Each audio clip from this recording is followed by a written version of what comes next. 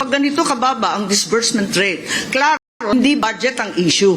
Walang kakayahan ng DepEd magpatayo ng ganyang kadami at ang public works man.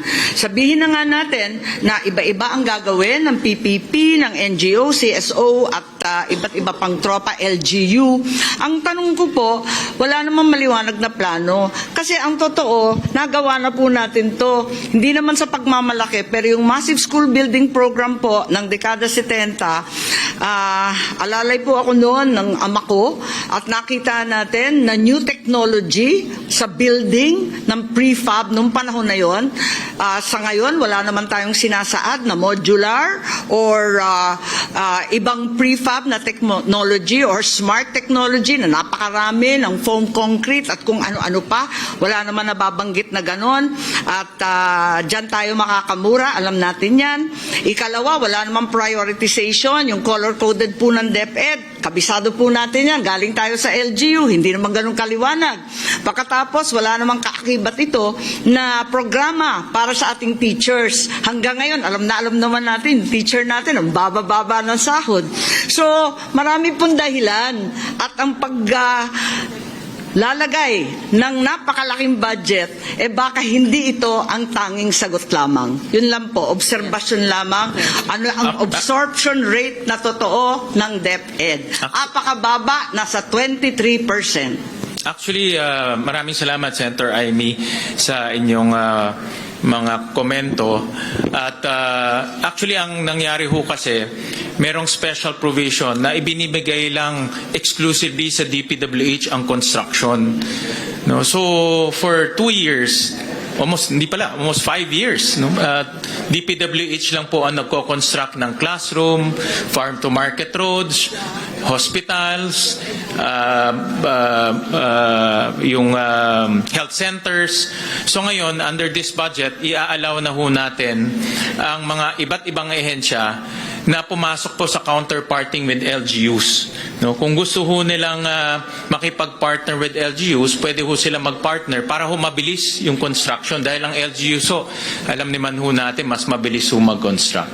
Before I continue, let me recognize the presence of Senator Mark Villar, one of our conferees. Mr. Chair.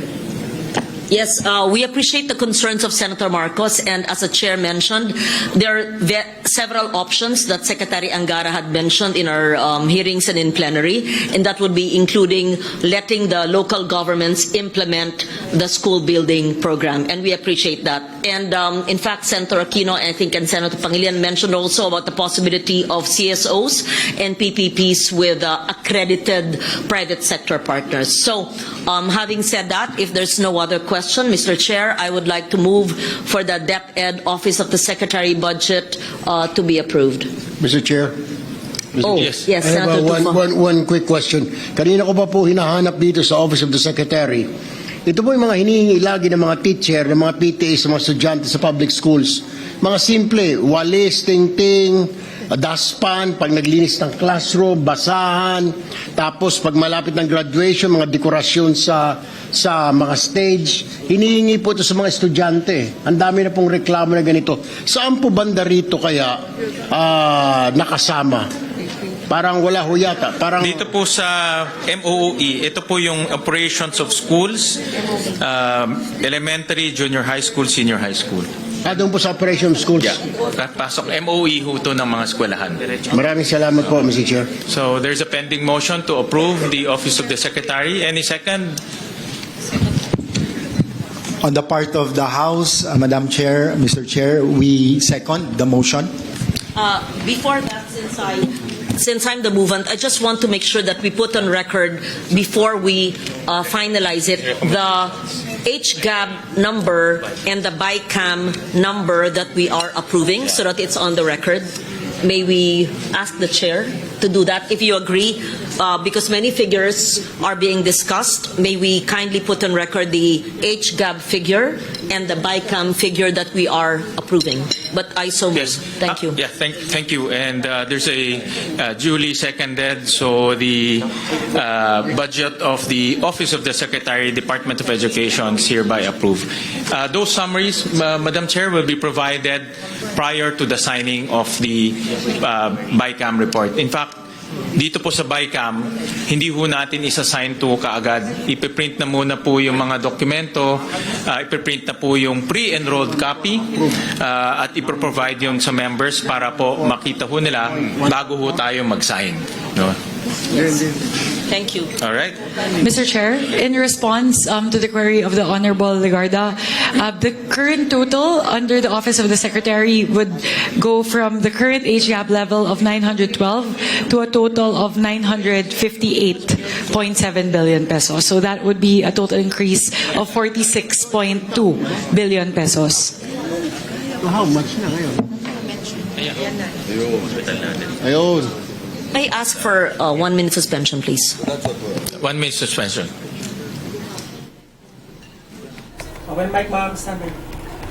And we just saw the bicameral conference committee approving the budget for the education department that's amounting to 958 billion pesos. That's coming from the original House bill appropriation of 912. That's an increase of about 46 billion pesos. Our, meeting. So we go to the National Academy of Sports. Chairperson Mika, do you want to highlight the improvements, if there are any? Thank you very much. For the National Academy of Sports, actually on the part of the House, Mr. Chair, we retained all the items from the NEP to the HGAB. So the current amounts for the two items mentioned here, promotion, development, and implementation, would be 128.8 million pesos, and for general management and supervision, 115.5 million pesos. So we retained the NEP levels for both of these items. Thank you very much, Chairperson Mika. On the part of the Senate, the budget proposal for the National Academy of Sports is 540 million pesos. And this is composed of promotions, development, and implementation of quality and enhanced sports integrated secondary program, general management, and supervision. Let me just dictate. For promotions and development is 344 million pesos. For general management and supervision, 194 million pesos. So any questions, any comments? Hearing none, any motion?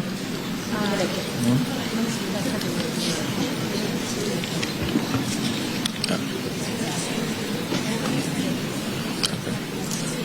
Yeah.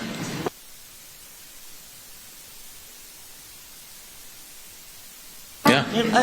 Any motion to approve National Academy of Sports? I move to approve, Mr. Chair, the National Academy of Sports. Any second? Second. Duly seconded. The National Academy of Sports is hereby approved. The National Book Development Board. For the National Book Development Board, Mr. Chair, among the four items mentioned here, we propose an increase in the general management and supervision by 40.3 million pesos, which brings the total to that. So here for the National Book Development Board, the levels under the HGAB would be 40.3 for the general management and supervision, 7.5 million for the policy development, 91.6 million for capacity building, and 12.5 million for administration of awards. On the part of the Senate, we propose a 202 million pesos for the National Book Development Board, composed of general management and supervision, policy to a tune of 57 million, policy development, research, information system and management, and information campaign, 10.5 million pesos, capacity building and trade promotions incentives, 118 million pesos, administrative of awards, grant and incentives, 15 million pesos. Any questions? Any questions po? Mr. Chairman. Yes, go ahead. Yeah, I move for approval of the proposed budget for the National Book Development Board to the tune of a total of 202 million. with the breakdown as stated by our chair, Win Gatchalian. So move. Thank you. Any second? I second the motion. Second. Thank you. The duly seconded. The budget of the National Book Development Board is duly approved, and the motion of Congressman Rufus is perfect, being a former member or a former participant and advocate of the National Book Development Board. And the first, Mr. Chairman, the first legal counsel of first legal NBDB, counsel pala. because I was a lawyer and I was the lawyer of the Publishers Association of the Philippines, and we drafted the bill. Thank you. Alam ko, malapit po sa puso ho ninyo ang book development, book publishing industry. Next will be the National Council for Children's Television. On the part of the National Council for Children's Television, the House proposes the retention of the items stated herein in the HGAB from the NEP. For general management and supervision, 21.9 million, and for child-friendly television development services at 49.3 million. Okay. The Senate proposes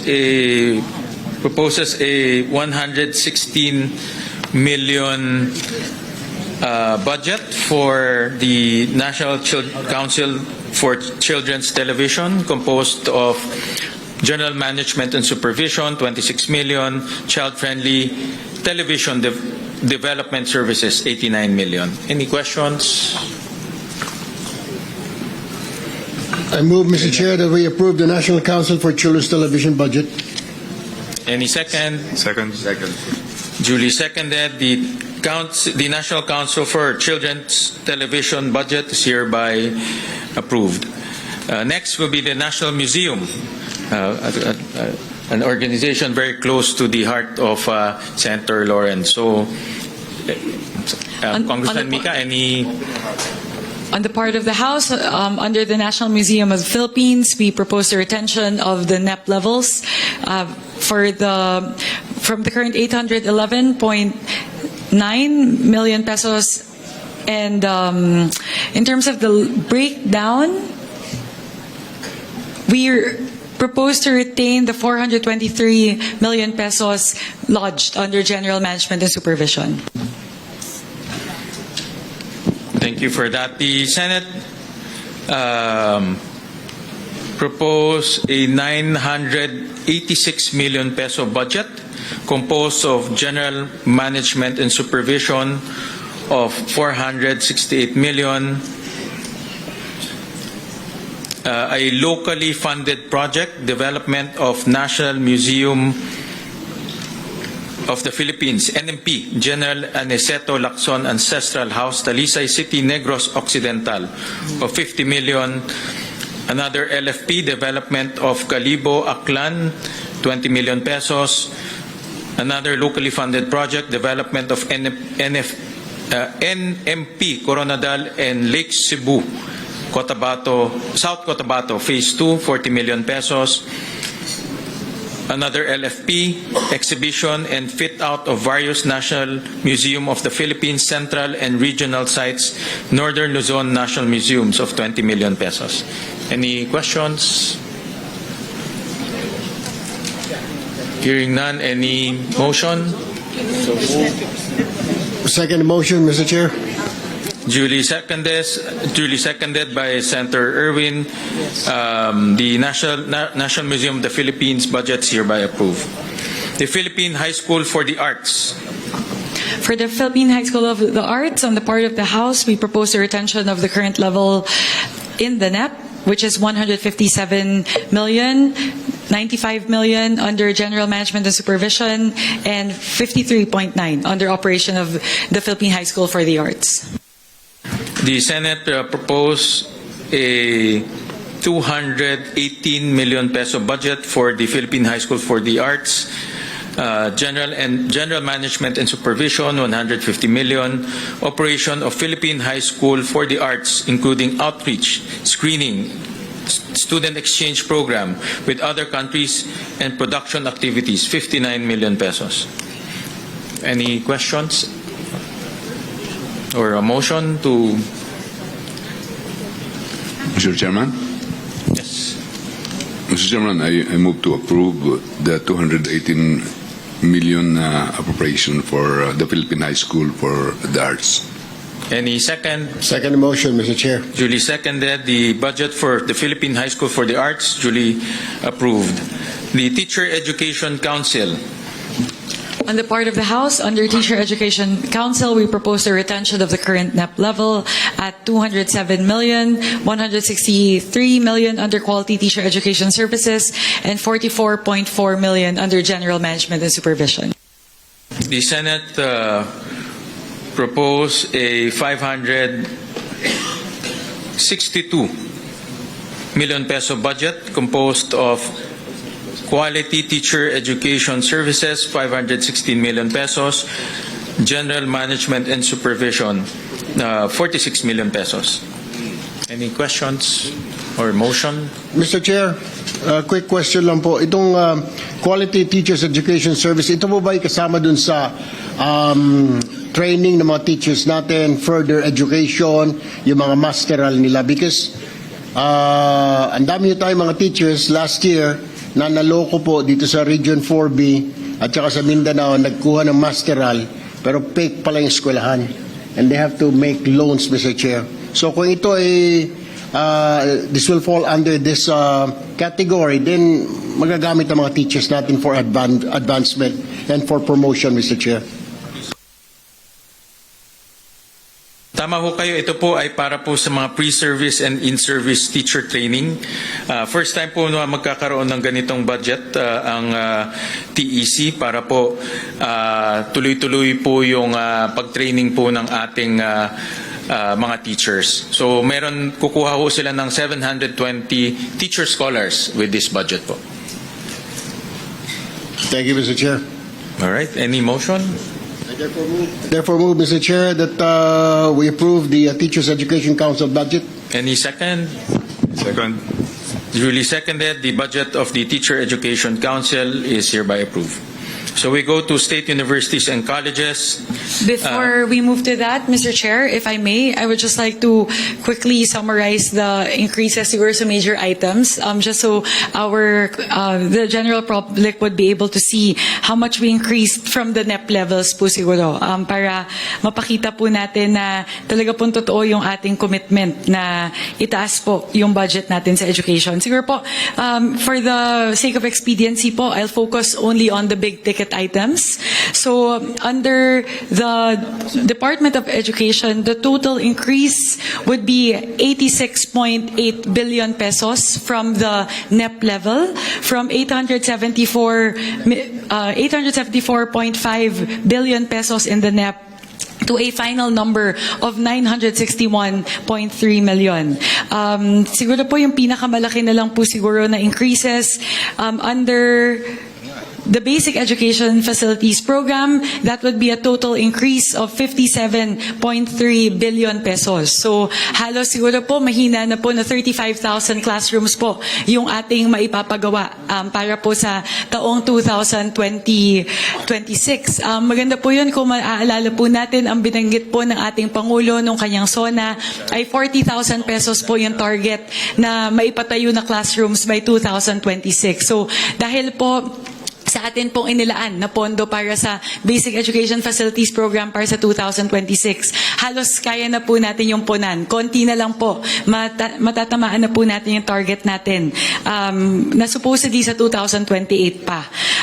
Sunod po, under the textbooks and other instructional materials, we are increasing it by 8.3 billion pesos from the NEP level of 11.1 to the final number of 19.5. So, malaki po yung papel na gagampanan nito para po mapunan na yung kakulangan po sa mga libro at mga kagamitan sa ating po mga paaralan. Pagdating po sa school-based feeding program, mula po atin pong magdadagdag po tayo ng 13.9 billion pesos mula po sa 11.7 billion sa NEP, paakyat po sa 25.7 billion pesos. I think, Mr. Chair, correct me if I'm wrong, that represents an increase from 120 days to 180 days para po sa ating mga estudyante. So ano po, maganda po yun kasi halos lahat na po ng araw na pumapasok sila, meron na pong feeding program para po sa kanila. Siguro, Mr. Chair, there are a lot of other items, but I'd just like to highlight the biggest increase, and that would be in terms of classrooms, in terms of textbooks, at saka pagdating po sa school-based feeding program. Mahalaga rin po na ating po ipaalam sa ating mga kababayan na kahit ano pong programa sa Department of Education, hindi po tayo bumaba mula po sa NEP. Lahat po ng mga programa itinaas po natin mula po sa level ng NEP. Kaya yun po, Mr. Chair, I just wanted to manifest that para po maipakita po natin na talagang totoo po yung sinasabi ng parehong Kongreso at ng Senado na talaga pong binibigyan po natin ng napakalaking prioridad ang edukasyon para sa budget sa 2026. Thank you, Mr. Chair. Yes, Mr. Chairperson, just to add, kaya natin dinagdagan from 120 days, actually to 200 days, dahil yun ang concern, 200, no? 200, di ba? 200, oh.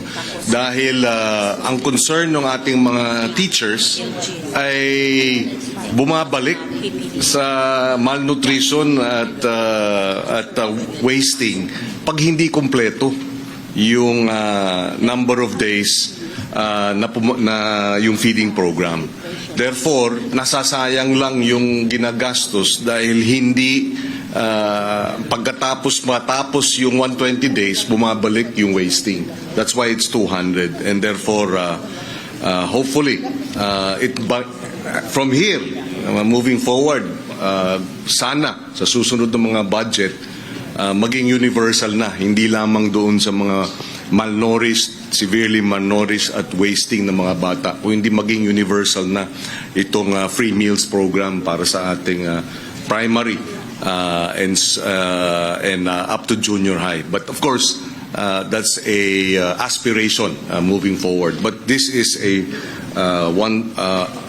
welcome first step.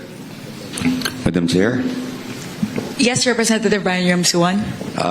I just would like to manifest na during the BARC hearing natin dun sa House, you suggested the increase of budget, especially dun sa mga kitchen facilities ng mga schools para dun sa feeding program. Mas maganda ho kasi na pag sila na yung nagluluto ng mga para una, hindi nasisira, hindi dinadala ng, kumbaga yung travel time pa lahat ho. Minsan nagkakaroon ng kumbaga nasisira yung pagkain. At siguraduhin natin, ito kasi yung mga low-hanging fruit na kailangan nating isipin na gawin natin mga gandong pasilidad sa kanilang lugar kasi minsan wala silang area na paglulutuan talaga. At napakahalaga dahil willing naman po yung SPTA, very active dyan, yung mga parents, teachers, willing silang gumawa ng mga ganitong klaseng programa para sa atin. If we can encourage all the SPTAs all over the country to do the same and with an increased budget, I think, gaya na sinabi niyo, Senator Kiko, one step closer tayo dun sa dream na ma-achieve natin itong mga ganitong klaseng programa. Mr. Chairman, just to add very quickly, in the deliberations in the Senate with Secretary Sani Angara, he has also assured us that he will cascade to the regions yung purchases ng feeding programs na ito.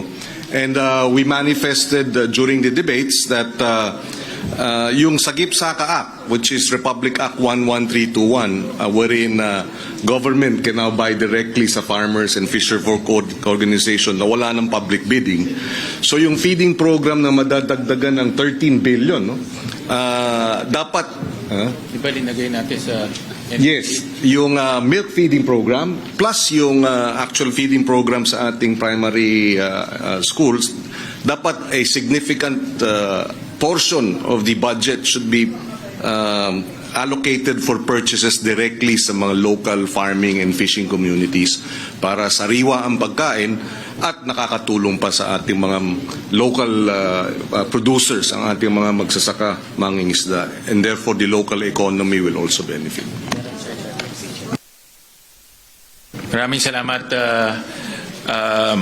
Senator Kiko. So we go to SUCs and state universities and colleges. We start with the University of the Philippines, the University of the Philippines System. Mr. Chair, I just wanted to ask about this because there are 113 SUCs.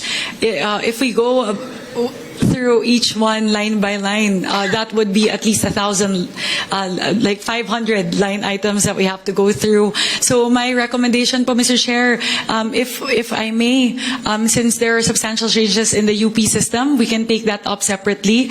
But as to the rest of the SUCs, perhaps we can tackle it by region. Kasi po medyo 113 SUCs po ito.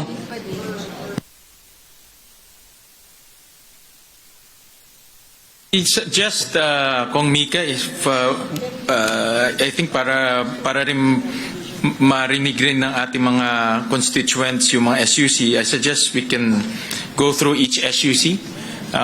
Kung no.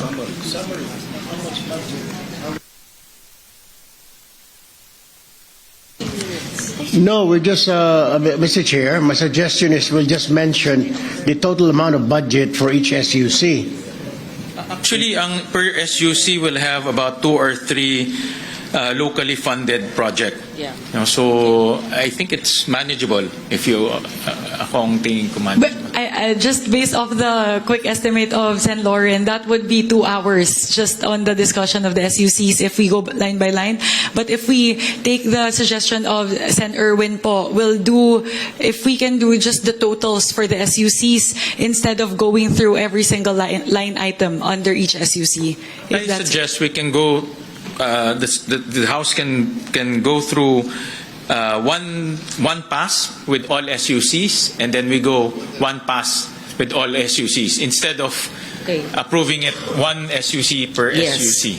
Kung mapagod yung chair, pwede si Kong Christine, pwede si Kong Maricar, pwede si Attorney Rupus, o yun, sige, per region.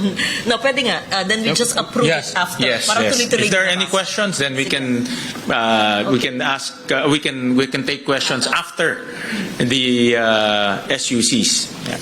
Babasahin lang. For let's do that. So we'll do one quick pass on all the SUCs. First would be the University of the Philippines System.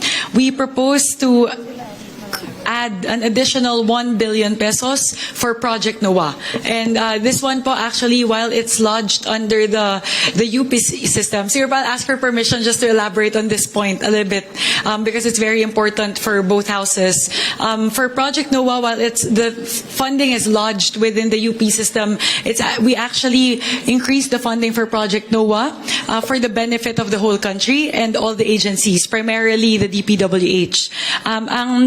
Hinihingi po natin sa Project NOAA, kapag binigay na po natin yung pondo na to, is for them to work more closely with the DPWH in terms of refining the way that flood control projects are designed and monitored. Ang pangako po ng Project NOAA sa atin, alam ko po binanggit din po nila sa hearing nila sa Senado, ay kapag nabigyan po sila ng sapat na pondo, they can actually help DPWH design the flood control project. So, hindi na po magkakaroon ng pagkakataon na makakapaglagay po ng flood control project sa lugar na hindi naman talaga kailangang lagyan.